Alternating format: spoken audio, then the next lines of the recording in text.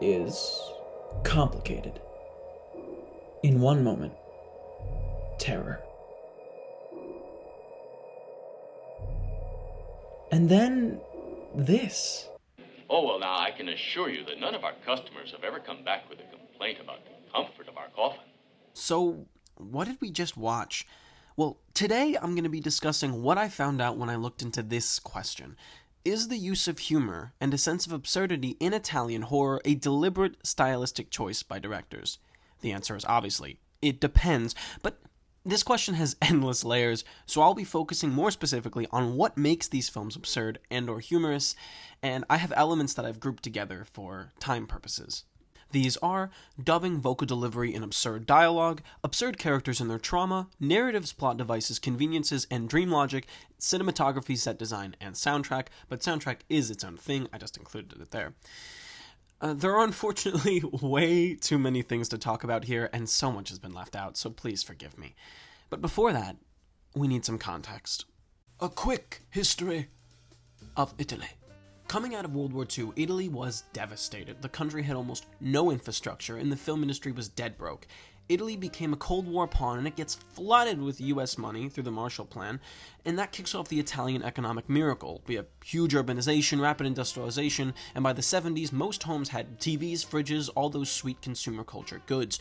But that comes with the cost of rising inequality. The divides between rich and poor are getting worse, and old Catholic values started clashing with those imported Western consumer culture values. The church was losing its grip on public life. Meanwhile, Italian cinema in the 60s was exploding with experimentation. Brunetta, pictured here, calls it the most expressive and stylistically free period ever. Directors were smashing conventions, and horror is the perfect outlet. It's cheap to make, easy to export, and it gives filmmakers full creative control. Then came the crash, and by the 70s, Italy enters the Anni di Piombo, a period of political chaos, terrorism, economic decline, and total disillusionment. And on top of that, feminism. Okay, but seriously, women are also fighting for rights, divorce rights, reproductive rights. And films start to reflect that. Female characters get much more complex. They're not just victims, but killers, survivors, and icons. So in the middle of all this instability, fear, and change, Italian horror thrives. It blends art with pulp, trauma with spectacle, and expresses a culture that feels totally on edge. On to the first elements, dubbing, vocal delivery, and absurd dialogue. The history of dubbing is a microcosm of Italian filmmaking as a whole, and it really deserves an entire project itself, but some main points. In the 30s, Mussolini mandates dubbing, part of a larger fascist project, and Italy, as I said, was dirt broke, and they can't afford the sound equipment even if it does exist, and even so, it's much easier to shoot without sound. Some side effects. They can cast anybody. It doesn't matter if they're American, if they're French, Italian, they can speak whatever language they want. We'll just dub over it. And the films then are perfectly positioned for an international distribution because there's no background audio, so for any other country to dub over it, it's also very easy.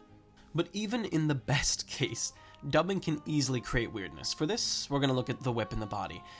Lines can feel off and rhythm can get strange. It's all over. Try to rest. You only had an hallucination. If you want, I can stay in here with you tonight.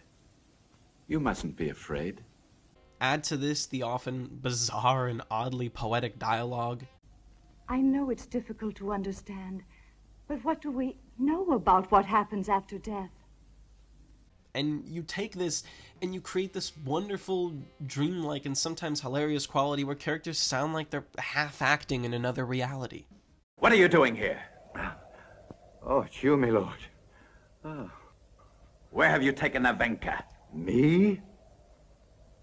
There were footprints from boots just like you have. I wish I had enough time to show all the clips that I have, but time constraints. So on to the characters. Italian horror is filled with side characters who feel cartoonish. We have the stern police inspector of Blood and Black Lace.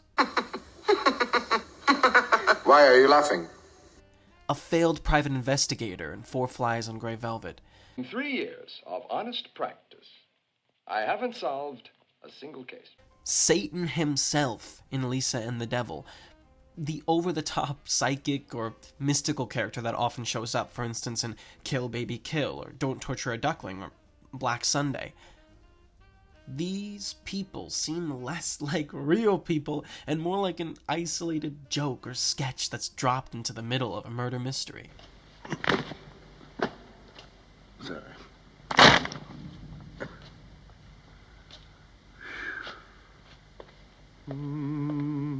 Now, onto narratives, plot devices, conveniences, and dream logic.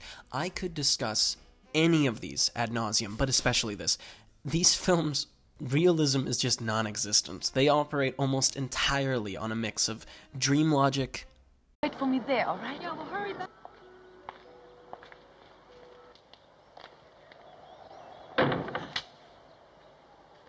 strange coincidences...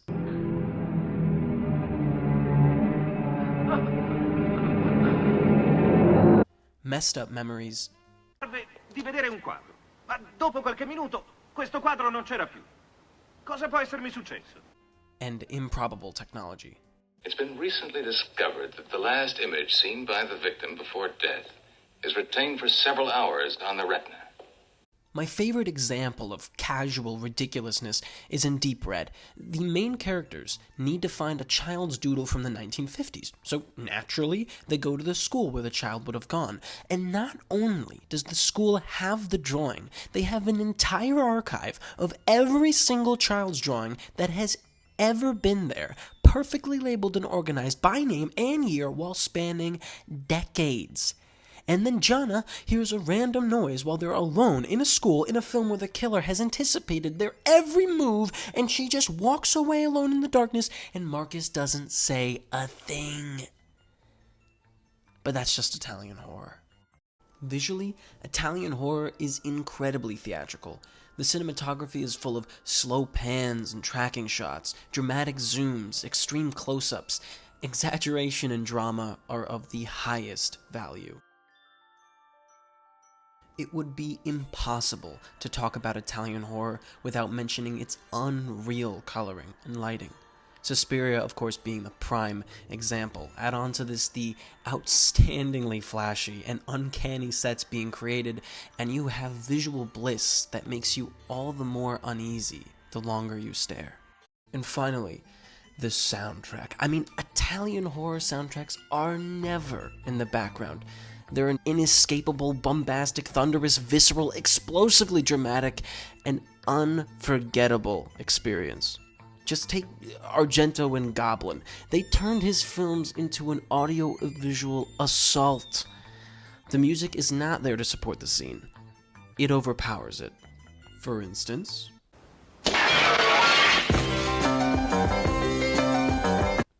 or this. Or this.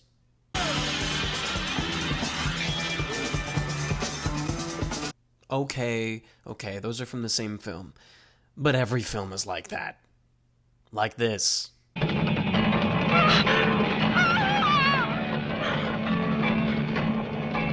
Some of what I said may have felt aimless or random, but now you see the clips and it begins to click.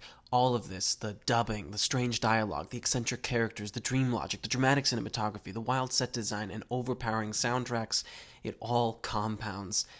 And in a master's hand, you put everything together, and you can get something like this.